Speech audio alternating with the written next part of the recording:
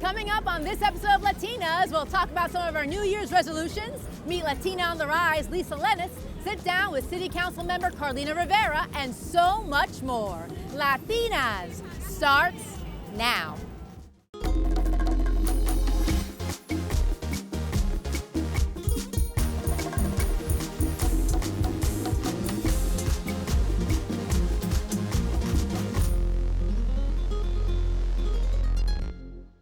Happy New Year and welcome to Latinas, a show that's all about nosotras, created by nosotras. I'm Tina Beth Pina. Today, I'm standing at the crossroads of the world, Times Square, where we just celebrated the start of 2024. And with the new year comes those New Year's resolutions. Now, for some of us, having a healthier lifestyle is at the top of the list, which is important since more and more Latinos are getting diagnosed with liver disease. According to the Mayo Clinic, non-alcoholic fatty liver disease is the most common form of chronic liver disease, affecting 25% of the world's population and 100 million people here in the U.S., and unfortunately is on the rise among Latinos. Correspondent Elena Romero reports on what we need to know.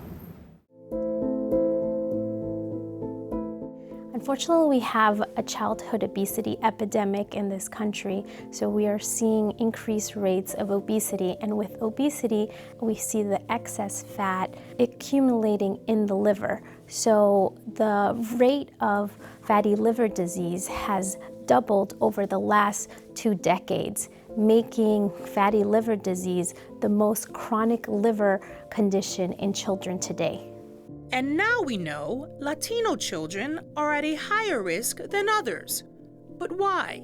Latino children have an increased genetic risk for fatty liver disease. That's why we have to take extra precautions not to drink sugary beverages and really focus on healthy diets, which includes eating fruits and vegetables and drinking water and exercising to really protect our liver. Contrary to popular belief, alcohol is not the only culprit of liver disease. Sugar intake also plays a role. Children consume the most sugar in sugary beverages. The first step that I tell the parents is to cut all sugary beverages, which includes not only soda, but fruit drinks, sweetened teas, sports drinks. Sports drinks have a lot of sugar. Often referred to as a silent disease, non-alcoholic fatty liver can have little to no symptoms. When symptoms do occur, they include fatigue, weight loss, and abdominal pain.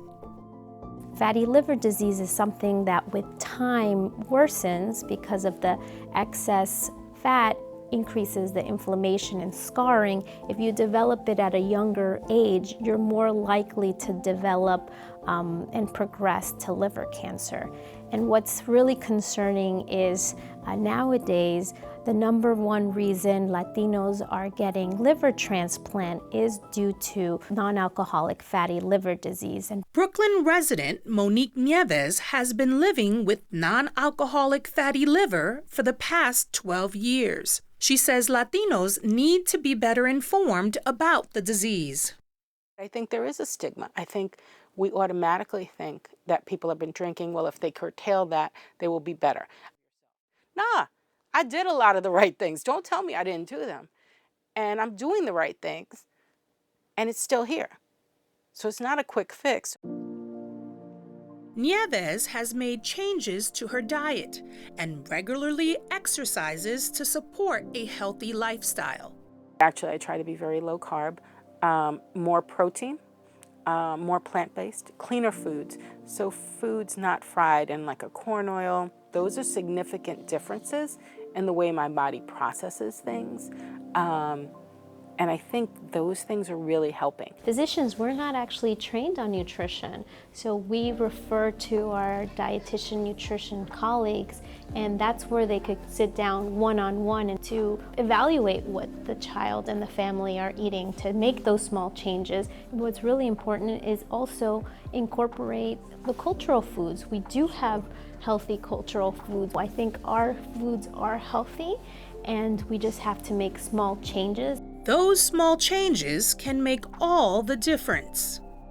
Luckily, The liver is a very resilient organ that can regenerate, can fix itself, can fix the inflammation and the scarring. So if we identify it early and raise awareness of this disease, then we can easily reverse it.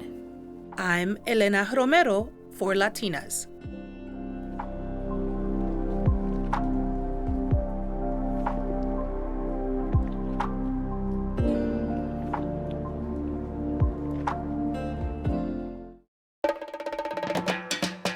Twenty 2024 is going to be a big year politically in the U.S., and Latinos will play a critical role on who will get elected. As a public servant, Councilmember Carlina Rivera knows how important it is to serve her community and why more Latinos should run for political office. That's why Carlina Rivera is today's Inspiración Latina.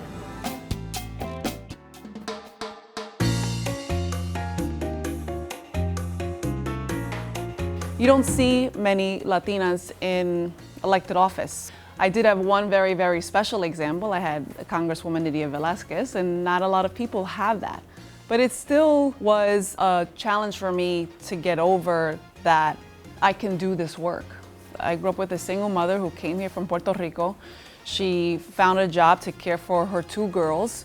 We were raised on government subsidy, on WIC, supplemental food programs. And so understanding that I could be an elected official, I think was the first challenge to get over. When I first decided to do this, my grandparents, who I'm very close to, they were, ¿verdad, Carlina? La política. Like, they couldn't believe that I would decide to get into politics. And I always wondered why. I thought, my grandmother would always talk to me about organizing in her factory. And I thought that was very progressive. And she would also talk to me about, being pregnant and choices, and that she didn't want any children after having 2. I thought that was incredibly progressive for the late 50s, to make that choice. And I just thought there were so many things that were there that they had instilled in me. And so I thought, yeah, this is what I'm gonna do. But they know it can be very challenging. And I think particularly for women of color and Latinas, on how we are also portrayed in the media. It can really affect you. And so as long as you know who you are and you just get up every day and you understand why you're doing the work, I would recommend it for any Latina, especially young people, to please, please run. And that even if they're not interested in being an elected official, there's a role for them in public service, but that they should tell their story. And so I didn't think anyone wanted to hear my story. I'm just like, a Puerto Rican girl from Lower East Side. Does anyone really care? And I just want people to know that we care and that we need to hear that story. And so I think in that way I've realized that about myself, and how I changed also is I've become a mother. And so that is also really a life sort of altering situation, I guess. I think about this a lot because the balance of family and work is going to be difficult in any industry, any job that you have. If you are someone who takes care of your family, who is dedicated in that way, it's going to be hard. And then there is also taking care of yourself, which actually should be a priority. And sometimes I feel that women specifically treat themselves almost as secondary in terms of when they think of how they should care for people. You should really care for yourself. But it's a beautiful thing, a family. But I've always prioritized my family. So in that way, I think that culturally, I've remained who I am because I'm rooted in family, in my culture.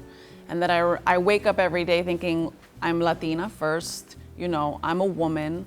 We're already sort of underestimated and undervalued. And that goes across many different sorts of identities. And so I try to bring that forward in how I advocate for people. Some of the first legislation I ever passed was to ensure that there were lactating rooms in places of employment, but also some of my proudest moments have also been on abortion care, on ensuring there's long-acting reversible contraception, medication abortion at all publicly run health clinics in New York City. So to me, I think that is really important for women specifically and Latinas to have access to make those choices. It's your life, and you should be able to have the resources to determine what is your next step. As we already know, New Year's resolutions can be very difficult to keep, but Latina nutrition expert Esmeralda Gallimore is about to give us some pointers that can help us stay healthy all year long.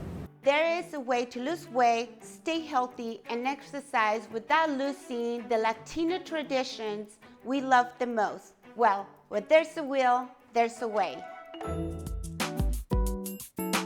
If you think of creating healthier habits, when Hispanic or Latinx people, families, when they eat, is really by habit.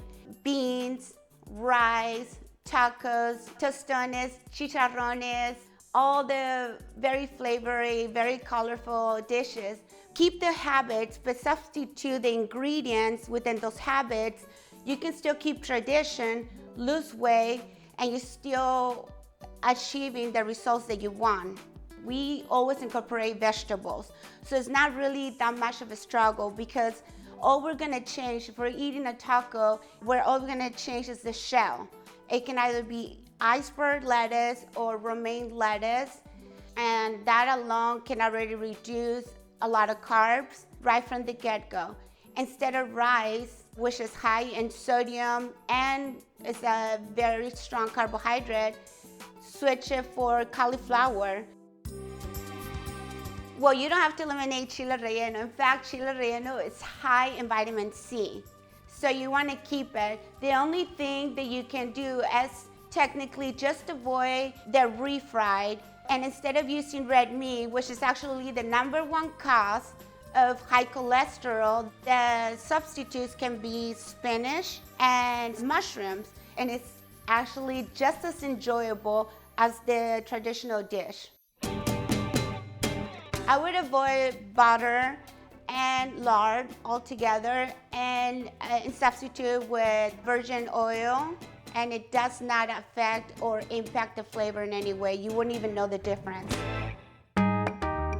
In addition to creating new, healthier eating habits, implementing a reasonable exercise regimen can complement and help you achieve your New Resolution goals. If you just tell somebody, walk 20 minutes a day, and then the next day increase it to 40, that doesn't feel like it's a struggle. That doesn't feel like it's not achievable, because it's just part of the daily routine.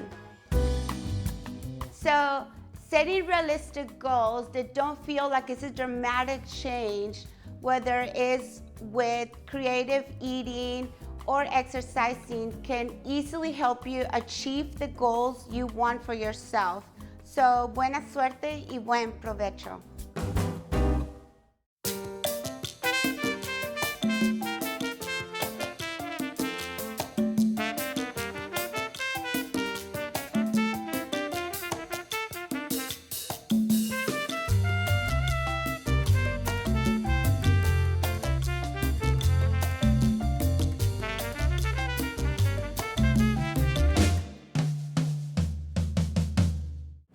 Sometimes social, cultural, or gender biases can hold us back from growing professionally and personally.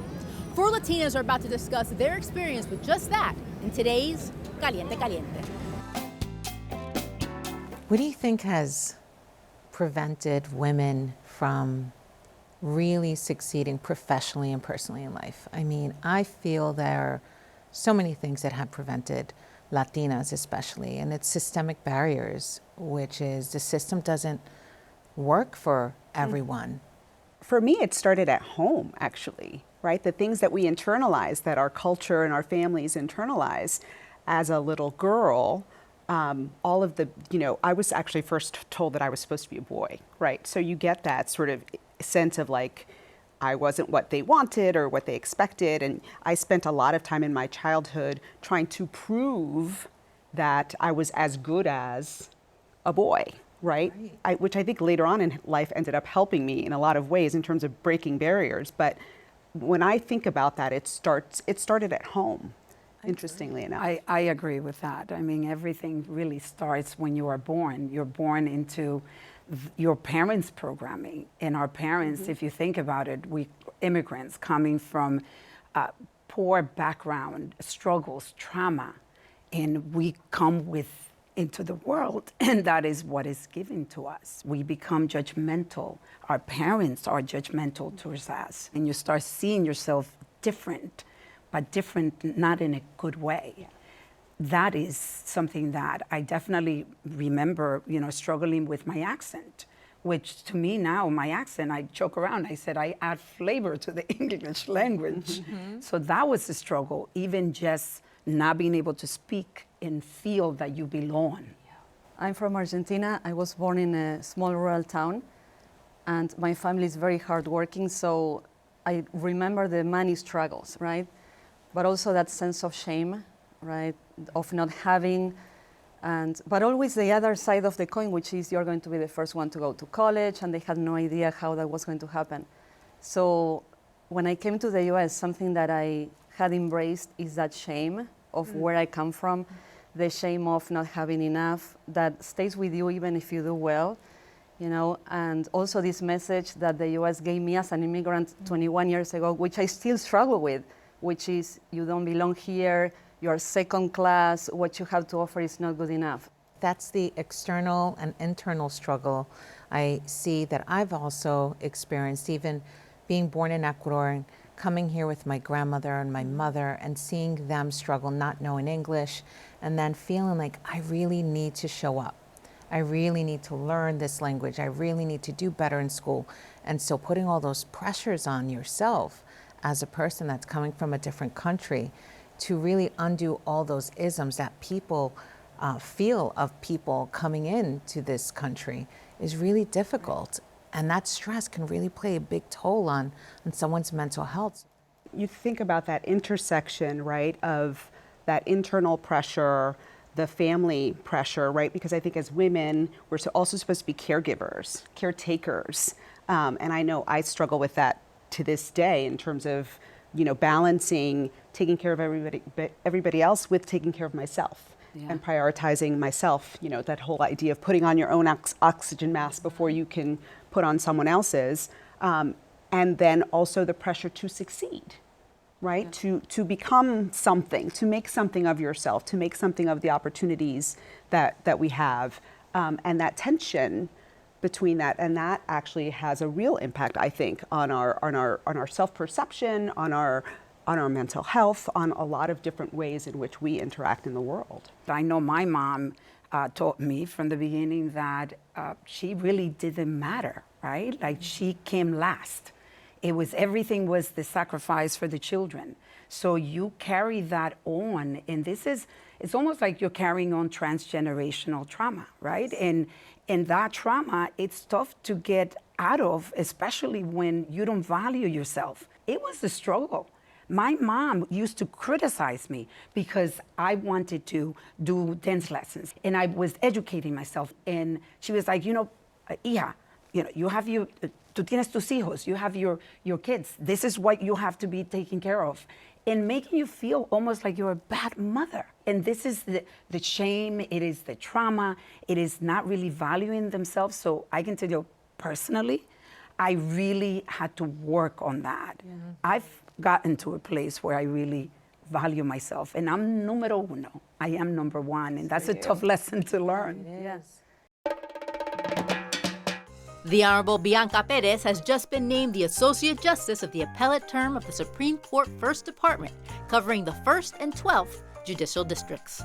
Justice Perez, a John Jay College of Criminal Justice alum, is the first Dominican to serve on this appellate bench, which is a significant milestone in New York State's judicial history. That's why the Honorable Bianca Perez is today's Badass Latina. Hunter College alum and comedian Lisa Lennis is making waves in the comedy circuit with her Stand Out, Stand Up. She sat down with correspondent Isabel Ortiz to shine a spotlight on the serious side of comedy and how she hopes to pave the way for emerging talents, one laugh at a time. Get ready to meet Lisa Lennis, today's Latina on the Rise. Honey, I knew I was funny the day I was born. New York City-based comedian Lisa Lennis caught the entertainment bug early, and combined with a bit of rebellion, comedy seemed to be a natural fit. My parents put me in jazz, right? I have no rhythm to this day. Next to our jazz studio was an improv for kids. So I would always, I would never be in that jazz class. I would be in the hallway looking into that improv class. And my dad one day came back before the class was over, and he saw that I was never in that class. And he's like, I'm paying so much money for you to go to jazz class, and you're sitting in the hallway looking into another classroom. And my dad was like, we're gonna sign you up for that. Men are estimated to make up 89% of stand-up comics. Wanting to make a change, Lisa plans to break into the boys club one laugh at a time. Everything is male-dominated, not just comedy. I go on that stage and I wow that audience. That's my duty. I have to break that stereotype of women aren't funny.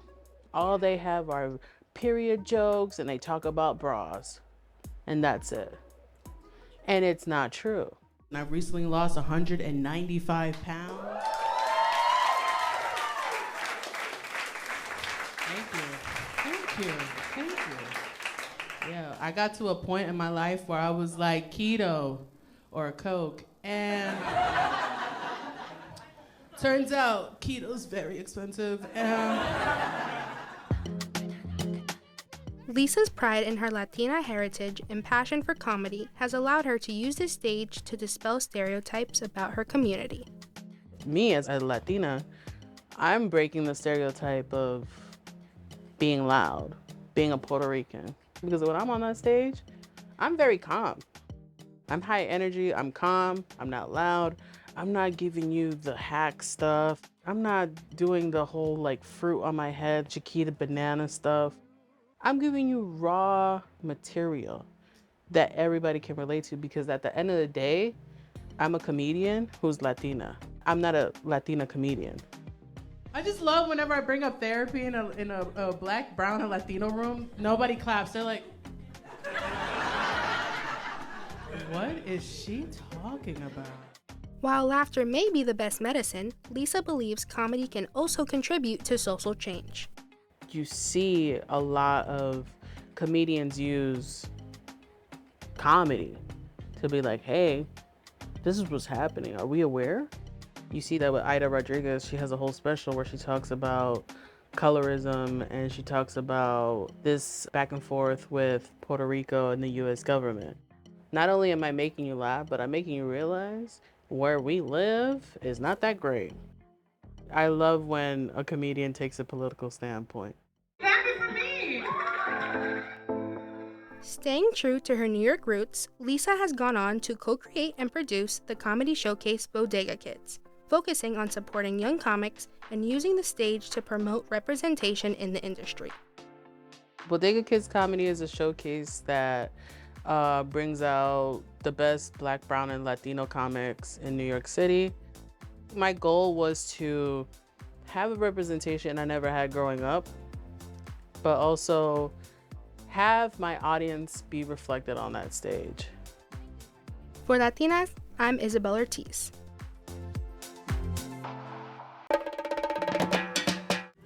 So what changes are you going to make in 2024? We decided to ask our own staff here at Latinas, and here's what they had to say. So my New Year's resolution for 2024 is self-improvement. I want to get back on my weight loss journey that I fell off of, and I want to fix up my house. My New Year resolution will be to sell more of my art. Frames, I have canvas framings, and I have also pieces of clothing and jewelry and things like that. So I have a secondhand store online, but I would like to expand it more and be able to sell a lot more this year coming. Also fish a lot more this year. Saltwater fishing, freshwater fishing, all kinds. My New Year resolution for 2024 is to focus on my health and wellness, and at work, trying to get a higher position and be recognized. So my 2024 resolution is to travel. The countries that I'm interested in traveling, hopefully in the new year, is to Ecuador, where my husband is from, and explore the south of Spain more than I did last time when I was there. And another thing that I really want to make a priority for the new year is to spend more time in nature. Taking long walks, going on hikes during the weekend, and just touching the grass with my feet anytime I can.